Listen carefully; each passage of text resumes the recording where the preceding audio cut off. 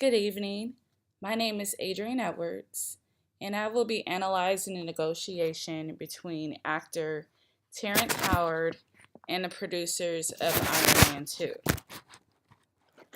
An overview of the presentation, I will give a background about both parties, a description of the conflict, the identification of both parties, identify the interest, negotiating techniques that were used, the negotiation process analysis, whether an agreement was reached or not, and then the overall development of the long-term relationship between both parties. So to give you some background, the original Iron Man was produced by Marvel Studios LLC, which is an American movie-based company subsidiary of the Walt Disney Studios in Burbank, California, which is also led by Kevin Siege. The budget of the first Iron Man film was an estimated $140 million, but earned $98 million, $98,616,660 on its opening weekend in the United States. The Iron Man earned 1.2.5 billion in earnings and is the seventh largest grossest film of all time. It is also the second Marvel movie, along with the Avengers, to cross the billion-dollar mark. The film earned a Metascore of 79 out of 100. Terrence Howard is a twice nominated Academy Award actor.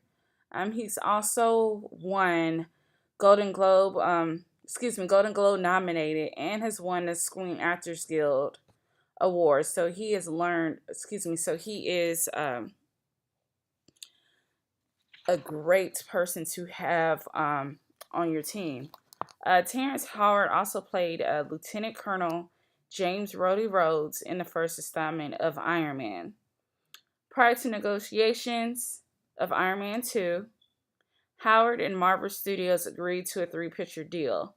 However, Marvel Studios came to negotiation after the first film and stated that they would pay Howard 1/8 of the original agreement. The positions. Howard wanted the same deal that he agreed to prior to the renegotiations. He agreed for a certain amount for the first picture, and then other amounts. His second film, he agreed to $8 million, and the Marvel producers wanted to renegotiate to pay Terrence Howard $1 million for the second film. Identifying the interests. The main interest for the negotiation is for Terrence Howard to maintain a negotiation that he agreed to prior to signing for the first film. As reported in Entertainment Weekly, Howard was the first actor signed to the film, and on top of that, he was the highest paid. More than Gwyneth Paltrow, more than Jeff Bridges, more than Robert Downey Jr. And once the project fully came together, it was too late to renegotiate his deal. It didn't help that, according to one source, that his producers were ultimately unhappy with Howard's performance. It spent a lot of time cutting and reshooting his scenes. Terrence's publicist stated that he had tremendous experience working on Iron Man.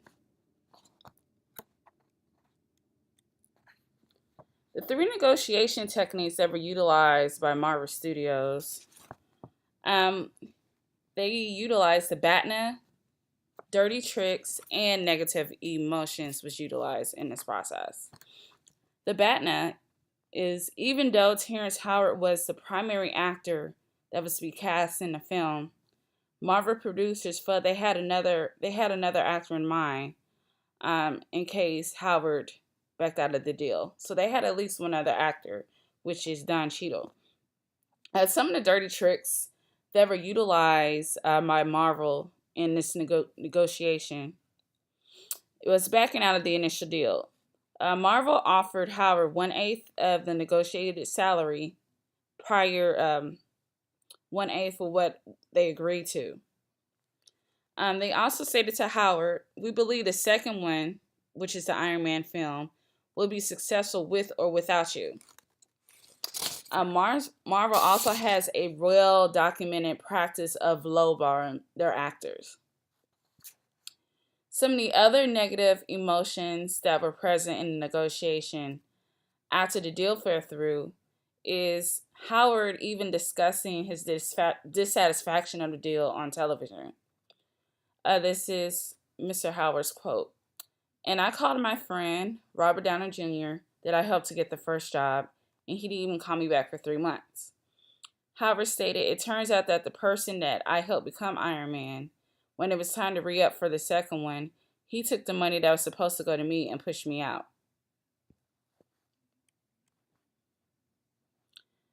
So the best way is to perform a negotiation process analysis. What went well? What went well is that both parties attended and were able to at least present their interests to each other.